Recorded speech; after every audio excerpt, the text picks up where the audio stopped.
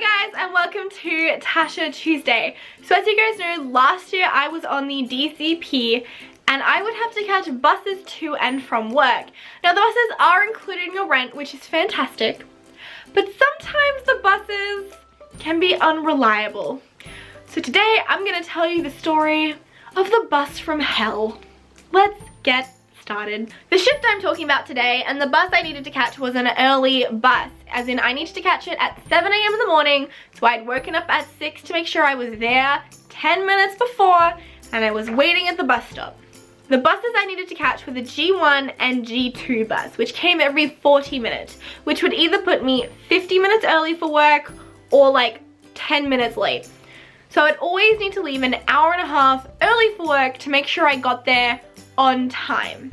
I'm at Chatham Square and the G bus goes from Chatham to Vista to the hotel route, and then the final stop is ESPN. So I'm waiting and it's now 10 past 7 and I'm going, well, the bus is late, but it's not overly late. I've given myself plenty of time to get to work, so everything is gonna be fine. I find this other girl who's also waiting for the same bus as me, and she is going to, I believe, Art of Animation, which is the stop before mine. As we get chatting, the G bus rolls up about 15 minutes late and we get on and we head to Vista Way. Well, we get to Vista Way and the bus driver says, alright, get out, it's shift swap time.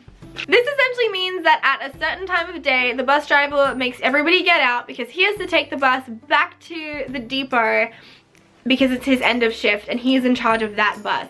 Meaning we all have to get out and wait for a different bus that's still working and running. So if the next bus that we need comes along now, which it should because that's how the bus swap works, then I should get to work just on time. Did that happen?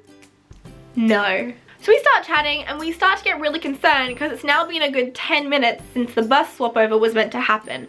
So we go to the supervisor and we tell them, hey, we're waiting on the G bus that dropped us off and we're meant to be switching buses, but the bus hasn't come yet.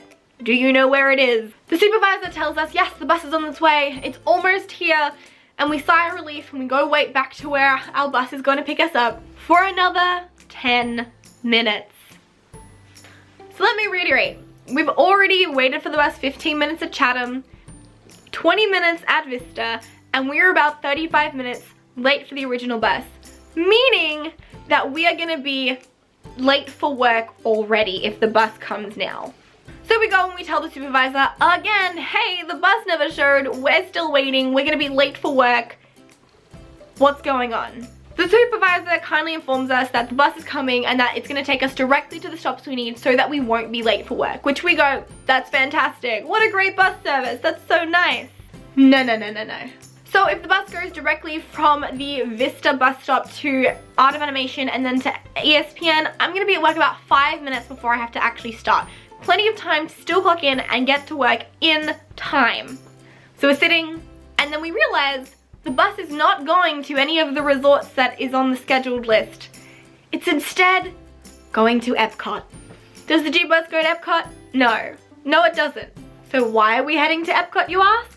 Turns out the bus driver is new and doesn't know how to get to Art of Animation or ESPN on the usual track, so he had to go past Epcot and around the long way in order to even get back on a route. So we go, alright, that's fine, I guess we'll just be a couple extra minutes late. We'll still have to run, no big deal. It'll be okay, we'll still make it. So the bus driver, instead of dropping us off at our requested locations like the supervisor said he would, the bus driver stopped at every single one of the scheduled stops on the G route. This bus stop takes between 40 and 50 minutes depending on traffic to get through the whole thing. So about 35 minutes later, this girl and I are about to get to her stop, and guess what? The bus starts smoking. Yes, smoking. The bus driver pulls to the side and tells us to get out because it's a dangerous situation and the bus could catch on fire. So we get out of the bus and we are waiting on the side of the road for literally so long. So long we were waiting on the side of the road.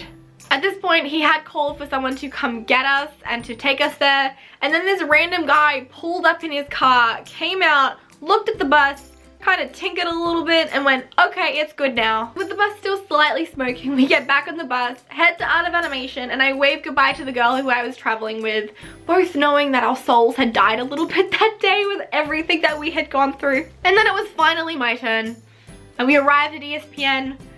I looked at the bus driver, gave him a smile, and went to work. My managers were really, really great that day. They had erased any late points that I would have gotten due to the buses, and I went to work straight away. And then I got an American friend to drive me home because I definitely wasn't risking another bus trip that day. I know what you're gonna ask, Tasha, why didn't you just catch an Uber to work? Well, this was very early on in my program, and the car that I was using didn't work on Uber, so I didn't have any way of paying for it, which is why I had to catch the bus. Let me know in the comments below, what is your public transport story? I would love to know. Don't forget to click that red subscribe button and that bell button to get notified when I post a video. Give this video a big thumbs up, and I will see you all next week. Bye!